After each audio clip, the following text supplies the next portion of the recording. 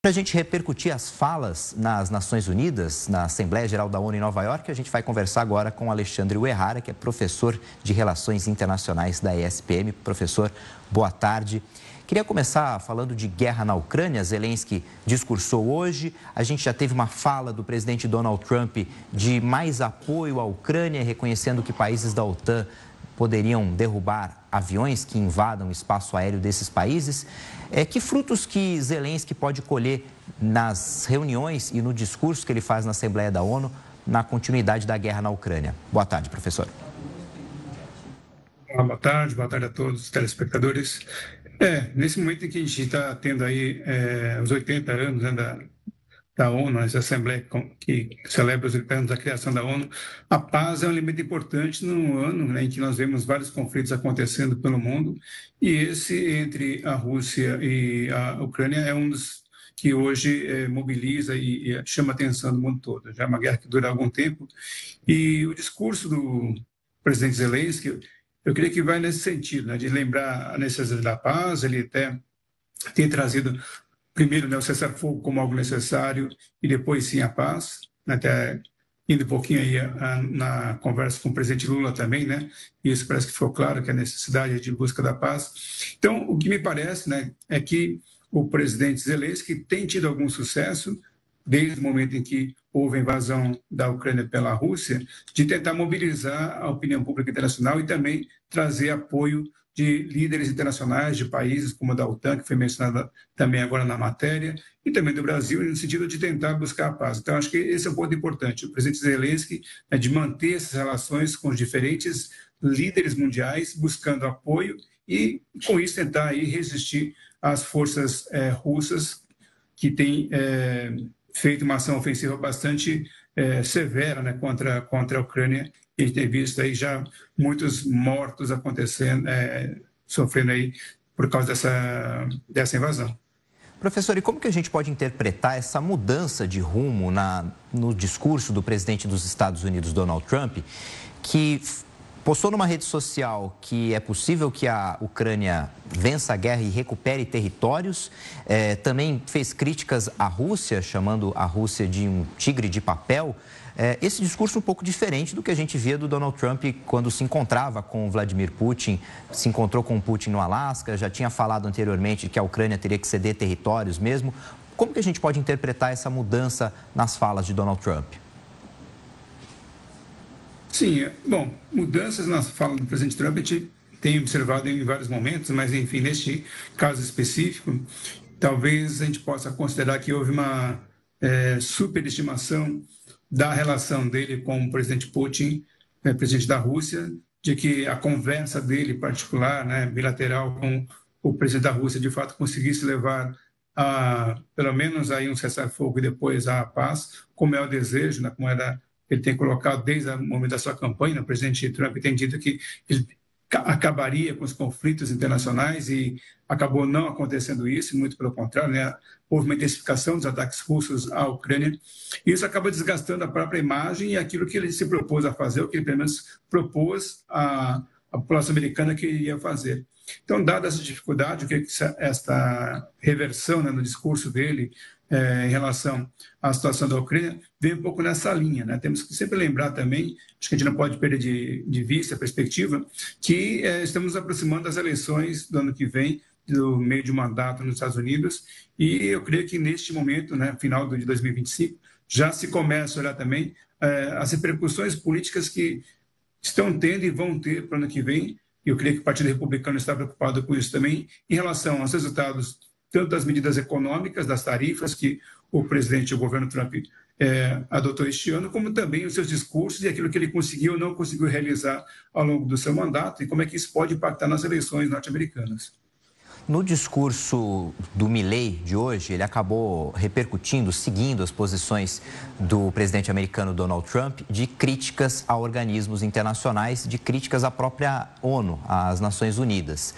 E até outros países também criticam a ONU por causa do Conselho de Segurança, mecanismos que já não têm mais a mesma eficácia que tiveram no passado. O senhor citou que a ONU está completando agora 80 anos. É possível ainda a ONU mudar? É possível se discutir a participação de estados, mais estados participando do Conselho de Segurança, ou a Assembleia das Nações Unidas, a participação das Nações Unidas no debate de crises globais, de conflitos, tende a continuar cada vez menor? Eu creio que os 80 anos mostram que há um envelhecimento, né? Acho que o próprio Brasil tem mencionado isso quando pede atenção para a necessidade de reformulação da organização, do Conselho de Segurança, porque, de fato, o mundo mudou, né? O número de países importantes no mundo também se alterou, os próprios países europeus já não têm a mesma posição que tinham no passado, então percebemos que há uma necessidade de realmente se rediscutir a organização, né? Há algum tempo, nas relações internacionais, a gente tem discutido esse certo enfraquecimento das instituições multilaterais, e, em particular, a ONU, eu considero uma organização importante, mas, de fato, ali há um problema de representação, representatividade e até de legitimação neste momento, quando a gente pensa especificamente no Conselho de Segurança e os membros permanentes que estão lá. Então, acho que é mais ou menos consensual, mas os países entendem que isso, de fato, é uma necessidade, porém, aí tem o outro lado, né? Quem são os países permanentes no Conselho de Segurança e a disposição, a disponibilidade deles de abrir mão desse status internacional e do poder que eles de fato têm ali, né, de vetar algumas situações, medidas em situações internacionais. Então, não é tão simples. Apesar de haver ali um certo consenso em relação à necessidade de reformulação, há também uma dificuldade dos países que hoje fazem parte do Conselho de Segurança de abrir mão disso. E aí pegamos, por exemplo, Rússia, China e Estados Unidos, que cada um deles em diferentes, vamos dizer, regiões, né, nas suas diferentes regiões, tem ali alguma restrição à inclusão de alguns países. Então, isso acaba dificultando muito a reformulação. E como eles têm o poder de veto, acaba dificultando muito que haja essa reformulação da instituição como um todo. Mas a necessidade de vamos dizer, modernização, é claro, né? Desde o presidente Trump e o Milley, né, que estão numa corrente, vamos dizer, mais à direita, como também os países como o presidente Lula, né, e outros que estão mais à esquerda, criticam hoje os resultados que estão sendo obtidos, ou não resultados, né, que estão sendo obtidos pela ONU. A gente está na expectativa para o início de uma entrevista coletiva, daqui a pouco, as imagens que a gente vê ao vivo dos Estados Unidos, uma entrevista coletiva do presidente Lula, e o presidente que hoje participou de um evento para debater a democracia, também se reuniu com o presidente da Ucrânia, Volodymyr Zelensky, e ontem discursou, Donald Trump discursou, e o próprio presidente americano citou um encontro rápido entre ele e Lula e anunciou uma reunião que a gente já citou aqui, deve acontecer por videoconferência na semana que vem. O que a gente pode esperar dessa reunião entre Lula e Trump, essa aproximação de Brasil e Estados Unidos, depois de períodos tensos, depois de tarifas impostas pelos Estados Unidos e sanções também contra figuras do judiciário?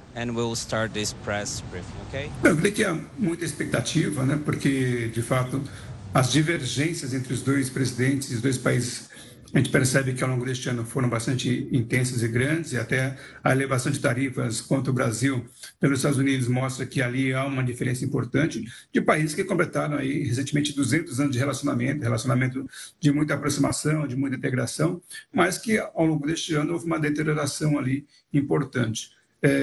Eu creio que, assim, um ponto importantíssimo é que houve essa abertura. A gente não sabe qual vai ser o resultado ainda dessa conversa, né, possível entre o presidente Lula e o presidente Trump, mas este canal de comunicação era, pelo menos do lado do Brasil, que esperava que tivesse, né, para que pudesse, de fato, tentar se alinhar e diminuir as tensões e o estresse entre os dois países.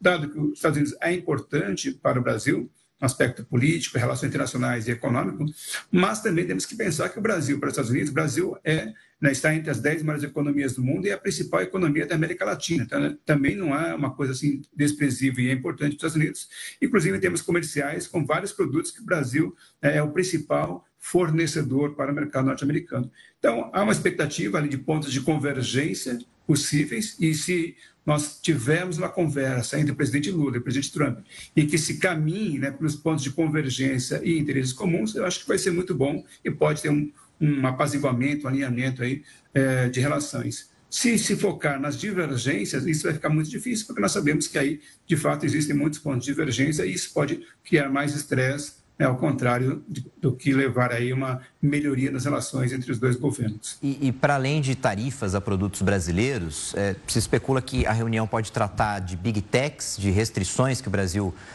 aplica às redes sociais aqui no país, também sobre o etanol, a entrada do etanol brasileiro nos Estados Unidos e até a exploração de minerais críticos aqui no Brasil. O senhor acha que tem espaço para se debater esses temas? O Brasil hoje, né, os Estados Unidos é um grande mercado para as Big Techs, o Brasil é o segundo maior mercado aqui nas Américas, né, para as Big Techs. Então, há de fato interesse econômico sobre essa aproximação, né, e como vai ser a regulação no mercado brasileiro sobre as Big Techs. Então, é de fato um elemento importante e nós sabemos que lá nos Estados Unidos as Big Techs também têm sido um importante parceiro, né, no governo do presidente Trump. Então, eu creio que é um espaço ali para conversação, né, sabemos, de novo, né, sabemos que há divergências da regulação, da forma de regulação, mas pensando em termos econômicos, o Brasil é um país importante e talvez ali se encontre algum caminho comum, de interesse comum entre os dois governos. E em terras raras também, né? Hoje a China é o principal fornecedor mundial de terras raras, é um produto importantíssimo para as novas tecnologias, inclusive para as Big Techs também, porque muito, né, se depende dessas terras raras, e o Brasil é um país potencial para suprir, né, para servir como alternativa ao fornecimento das terras raras que a China tem feito hoje.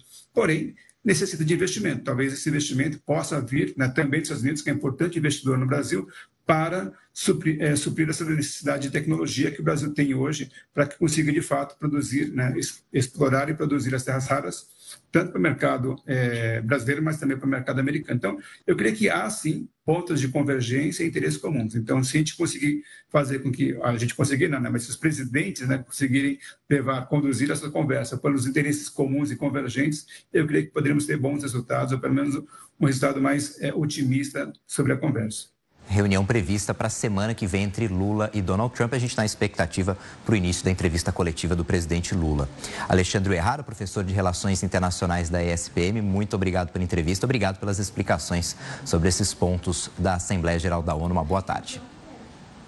Boa tarde a todos.